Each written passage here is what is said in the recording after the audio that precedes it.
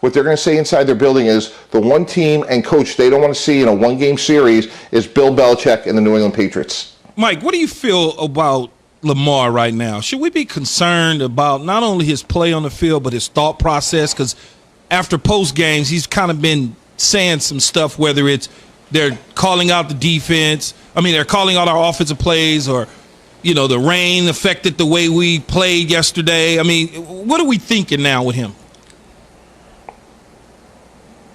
Yeah, I think he's just a young man that's still growing up. He's the league MVP. All eyes were going to be on him. We knew that this was going to be an important year in his career, and he's a great kid. Football is really important to him. I think he's going to continue to get better and better. And I think, like what we saw last night, he's going to see a lot more zone coverage, and the reason for that is the opposing team's defensive coordinator wants 11 sets of eyes on Lamar Jackson, because if you play man-to-man and you're on defense and you turn your back to him, he could be gone. And I think that's going to be a big growing pain. I think we're seeing some frustration, but Baltimore's in there. They got a great defense. You know, this is a team that's really hard to defend offensively, and he's young and he'll continue to get better, but I would not count them out by any stretch. Yeah, Mike, every now and then you might want to hold on to your wide receivers, you know.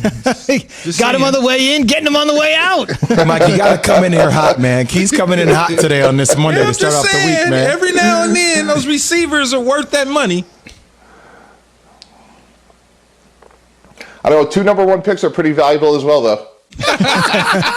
A zinger on the way back. We should mention Baltimore kind of still finding that offensive identity, trying to figure out who they are. Next up for them, a team that's in the very same boat, still trying to figure out who they are and what their offensive identity is after hitting a rough patch of their own, and that's the Tennessee Titans, 2 teams that need to turn it around pretty quick. That's our Mike Tannenbaum with us every Monday morning to break down Sunday in the NFL. Mike, thank you very much. Thanks a lot, Mike. Thanks, Mike.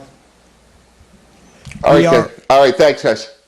We are presented by Progressive Insurance. All of our guests on the Shell Pennzoil Performance Line. So he kind of broke down what's going on with Lamar. He's just a young guy still finding his way. Cam Newton, not exactly a young guy finding his way. He's 31. He's been in the league, first overall pick since 2011. A couple of amazing notes, and I know the big winner last night was Mother Nature with all the weather in that game. There's a couple games really affected by weather. We'll get into the Browns and their game coming up at the top of the hour. Big-time weather issues there. Big-time stat here for Newton. I think I'd like to get your thought on this as a wide receiver. Last night, Cam Newton threw a touchdown pass. Ready for this? Yay! For the first time since week 3. That was his first touchdown pass since week number 3. I understand he's been out. There's been some issues, but for his time out there, it had been 19 quarters. 19 quarters since he had thrown a touchdown pass. Again, his stats weren't great, but after the game, he was, again, sort of relieved, just like the way he was on Monday Night Football. Same sort of attitude on Sunday Night Football. Whew, got this one, and we're moving on. Well, that is, you know, you look at the statistical side of things, and people judge based on statistics. And I always say this. See it with your damn eyes, man, and not with the numbers in your computer. Understand what type of player he is. Don't get caught up in the numbers. And I think when you look at Cam, he has them in a position where they're going to be right in it in the division, because Miami's right there. They got to play them again. Buffalo's right there. They have to play them again. And those 2 teams got to play each other. So New England's not going away. And he continues to just get better as a football player all the way around. Not this passer that everybody wants him to be. That's not who he is. He's a football player and a dominant football player when he's healthy. But everybody, it's this, and me and Jay was talking about it, it's just this notion in people's minds that they want you to be something other than what you are. Like they want him to be Tom Brady, or they want him to be Joe Montana. That's not who he is. He's a guy who wins with his legs and here and there makes a few throws and wins with his arm. That's it. He's not Aaron Rodgers. He's not Drew Brees.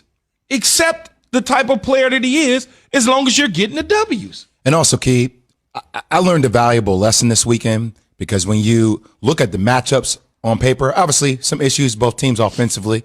We've talked about this multiple times, Lamar throwing outside the numbers, Cam obviously as well. But on paper, looking at what the Ravens defense is supposed to be, I walked away saying, all right, I think the Ravens get this game. I think they punish Cam.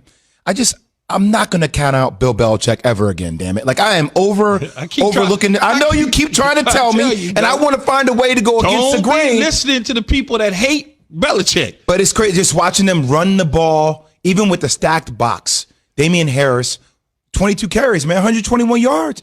Ran the ball down their throat. Even the trickery you play with Jacoby Myers, right? He just finds these ways to keep you on your toes, man. It's great coaching.